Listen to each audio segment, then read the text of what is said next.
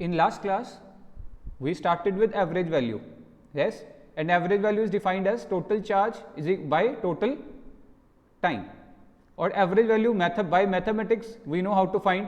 जिसका भी average value निकालना है that function, जिसके with respect to निकालना है, यहाँ पे लिमिट कहाँ से लेके कहाँ तक निकालना है, और नीचे वही टाइम लिमिट कितना आपने टाइम लिया. यस और नो? ठीक है. So we found average value for full time period. For full time period आपको पता है क्या क्या करना है. फुल टाइम पीरियड के लिए यहाँ पे 0 और यहाँ पे कैपिटल T. सो ये फुल टाइम के लिए आ जाएगा आपके पास. और for half time period this is your average for half time period. You need to replace here as well, huh?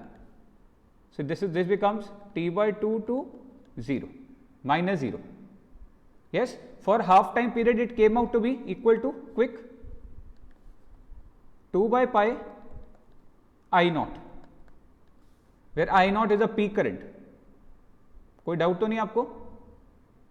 ये वैल्यू कैसे आती है? I का वैल्यू डालना है आपको. I का वैल्यू डालना है यहाँ पे. I का वैल्यू क्या होता है?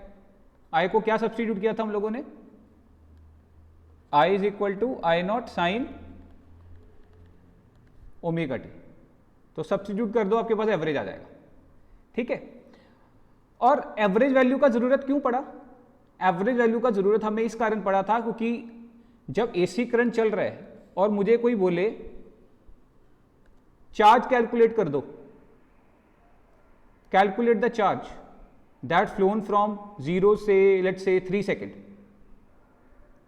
ठीक है. I want to find how much charge flown through the circuit from 0 say let's say 3 second या T by 2. तो कैसे चार्ज निकालना है? तो अगर मुझे चार्ज निकालना है, चार्ज तो मुझे पता है, करंट चार्ज आएगा करंट इनटू टाइम.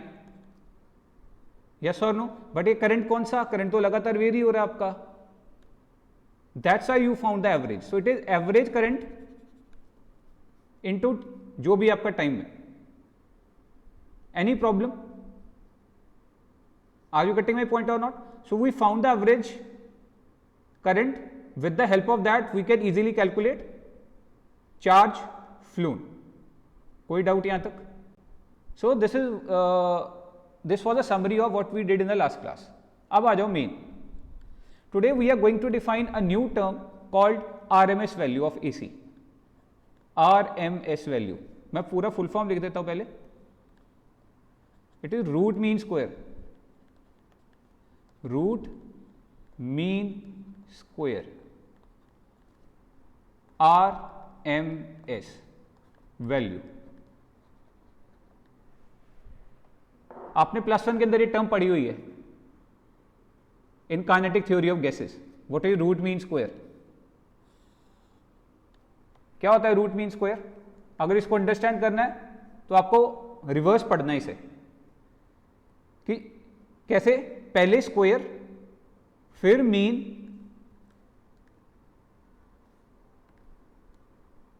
पहले स्क्वायर फिर मीन फिर रूट. यानी कि अगर मैं बोलूं आपके पास कुछ नंबर्स हैं, इसका आपके पास लेट्स से एक फंक्शन दे दूं मैं आपको, करंट का ही ले लेते हैं, एसी का ही ले लेते हैं. I is equal to I not sine omega T. मैं इसका बोलूं रूट मीन स्क्वायर निकाल दो. रूट मीन स्क्वायर का मतलब क्या है? पहले क्या करना है? स्क्वायर. पहले क्या करना है? स्क्वायर. आई naught square sine square omega T. पहले तो किया स्क्वायर. फिर क्या लेना है? मीन. मीन का मतलब एवरेज. फिर क्या लेना आपको? मीन. किसका मीन? स्क्वायर का mean. Then you have to take the mean of the square. पहले आई स्क्वायर निकाला आपने, उसका एवरेज लेना है. दैट बिकम्स किसका एवरेज? इसका एवरेज. मैं अब दूसरी टर्म नहीं लिख रहा हूं बार बार, दैट विल बिकम लेंथी. तो आपको इसका एवरेज ले लेना है. फिर आपको क्या करना है? Root. Are you getting my point? The next step is going to be taking under root.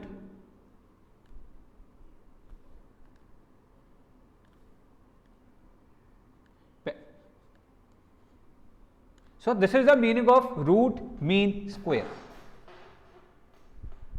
ठीक है, पहले स्क्वायर करिए, फिर एवरेज लीजिए यानी कि मीन लो, फिर उसका अंडर रूट कर दो बाद में। Are you getting my point और नॉट? तो बेसिकली यहां पे आपको कर क्या रहे हो, बेसिक मतलब क्या है, what is the underlying principle here? Here you are taking basically, here we are considering average of the square. Here we are interested इन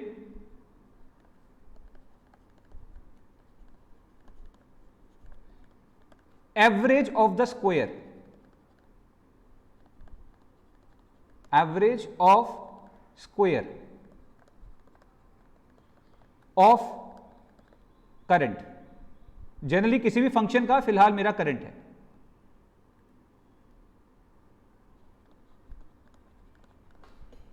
समझ में आया?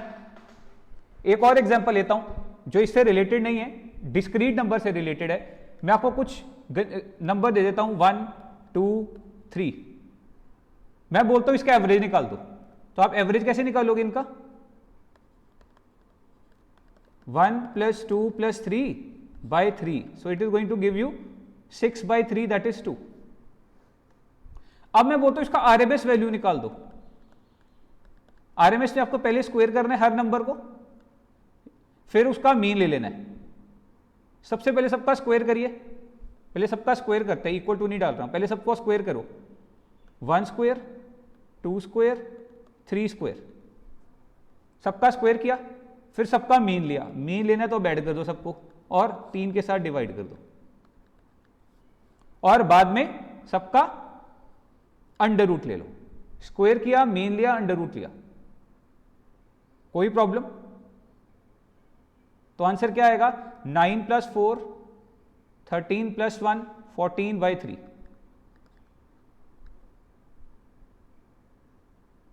Are you getting? आरएमएस का मतलब समझ में आया कि नहीं आया? और एक चीज याद रखना, ये दोनों आंसर कभी भी सेम नहीं आएंगे। ये कितना आया अंदाजा 3 4 12 पॉइंट समथिंग,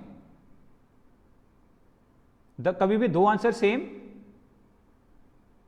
अच्छा मैंने गड़बड़ किया ना, हाँ सॉरी, नीचे √3 है ना, नीचे भी तो √3 है, एक और नंबर ऐड कर लो तो आसान हो जाएगा, चलो कोई दिक्कत नहीं है। तो ये √3 है, सॉरी, हाँ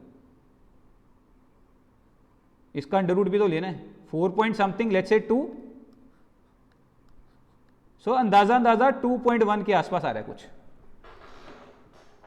कोई डाउट?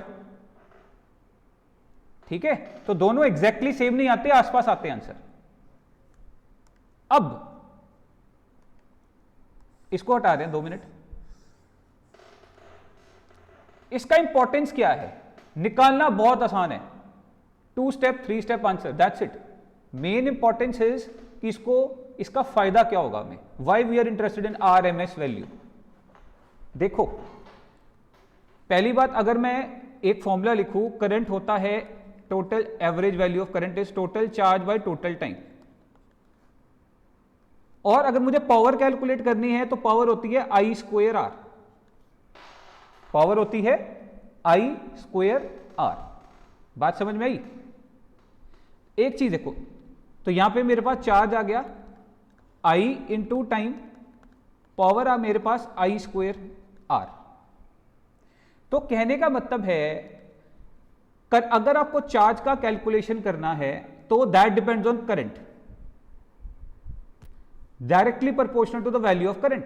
यानी अगर पावर कैलकुलेट करना है तो वो करंट पे डिपेंड नहीं करती है, स्क्वायर ऑफ द करंट पे डिपेंड करती है। समझ में आया? Power depends on square of the current, charge calculation depends on directly proportional to the current. Yes और नो?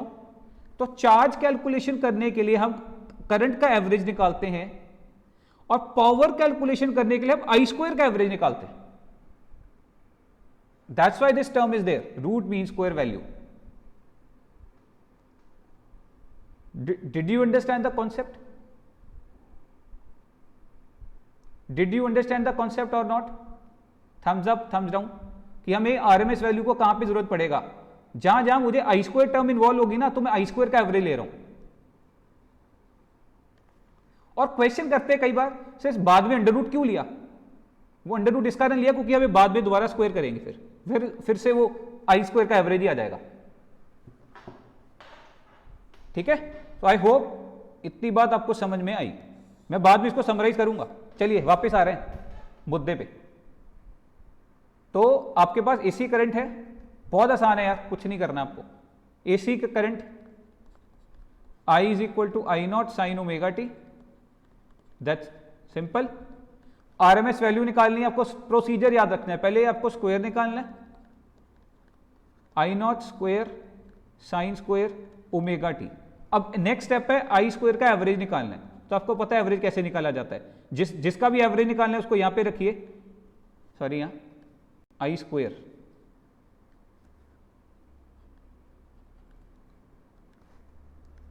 आई स्क्वायर का एवरेज निकालना है। तो जिसका भी एवरेज निकालना है उसको यहां पे रखिए, मुझे आई स्क्वायर का एवरेज निकालना है, जिसके विद रिस्पेक्ट टू निकालना है, टाइम के विद रिस्पेक्ट टू निकालना है, लिमिट पूरे टाइम पीरियड का निकालना है, डिवाइडेड बाय जो भी आपका टाइम रेंज है। That's it. कोई डाउट तो नहीं यहां तक? मुझे इसका एवरेज निकालना है ना, तो उसको यहां पे डाल दिया। कोई डाउट है तो बता दो। एक चीज, मुझे एवरेज निकालना है इसका, मुझे एवरेज निकालना है इसका, तो उस टर्म को मैंने यहां पे डाल दिया। किसी को कोई डाउट नहीं होना चाहिए। आई का एवरेज निकालना है तो आई लिख दो, आई स्क्वायर का एवरेज निकालना है तो आई स्क्वायर डाल दो, बस दैट्स इट। बोलो क्या आएगा? अब वैल्यूज उठा के डालनी है आपको, तो कुछ भी नहीं करना है। जो जो कांस्टेंट है उसे बाहर ले लो, बाकी इंटीग्रेट कर दो। I naught square will be out, और नीचे कैपिटल टी, इंटीग्रेशन किसकी होगी? साइन स्क्वायर ओमेगा टी, 0 से कैपिटल टी। यहां तक किसी को डाउट है तो आप पूछ सकते हो। पक्का? तो फिर से आप लेक्चर नंबर 1 याद करिए। मैं फिर से कैलकुलेशन करने नहीं जा रहा हूं, क्योंकि एसी चैप्टर डिफिकल्ट बनता है इंटीग्रेशन के कारण है। दैट्स वाई हम लोगों ने पहले लेक्चर के अंदर ये सारे स्टैंडर्ड रिजल्ट्स याद कर लिए थे। इसको इंटीग्रेट करोगे तो आंसर आएगा हाफ, सॉरी नॉट हाफ, इसका आंसर क्या आएगा? Capital T by 2। ठीक है, so you have certain 4-5 results, you need to remember this is capital T by 2। तो डाल दो बस। कितना आया ये? कैपिटल टी कट गया, आई नॉट स्क्वायर बाई 2। कोई डाउट तो नहीं? ये कट गया, दैट्स इट। एक स्टेप बचा है क्या? क्या हो गया आपका? स्क्वायर का एवरेज भी निकाल लिया, क्या बचा उसके अंदर? रूट भी तो निकालना है। स्क्वायर किया, फिर मीन किया, फिर अंडर रूट भी तो निकालना है। Are you getting my point और not? So only step left is to take the under root now. So RMS value you have to take the under root.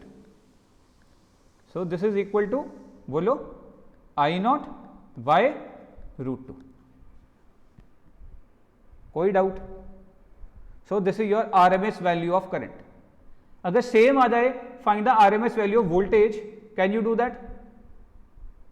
Simply क्या आपको क्या करना है? वोल्टेज आएगा तो I hope you can do that. Simply V is equal to, यहां से start करेंगे, V not sine omega T, बाकी सेम है।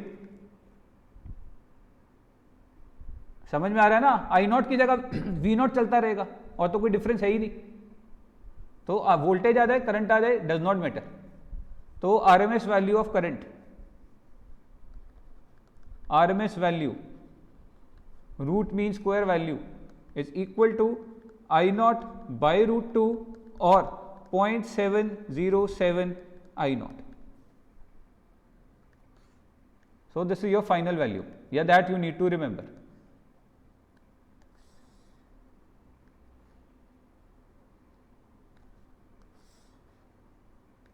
In fact, this is much more important than the average value. क्योंकि पावर की calculation जैसे मैंने बताया यहां से होनी है, और जो आप कितनी एनर्जी यूज करते हो जिसके ऊपर आपके घरों में बिल आते हैं वो पावर पे डिपेंड करता है। दैट मीन उसके अंदर भी यही यूज होना है। तो आपकी जितनी भी एनर्जी कैलकुलेशंस हैं, घर की बिल की calculation, that are based on this RMS value of the current. Are you getting my point और नॉट? कोई डाउट? जस्ट रिकैप करने के लिए मैं आप यहां पे एवरेज वैल्यू भी लिख देता हूं ताकि आप कंपेयर कर सको। एवरेज वैल्यू क्या आई थी हमारे पास? आई नॉट 2/π, यानी कि 0.637 I naught peak value. Peak value, कोई doubt? Please don't confuse, this is your peak value.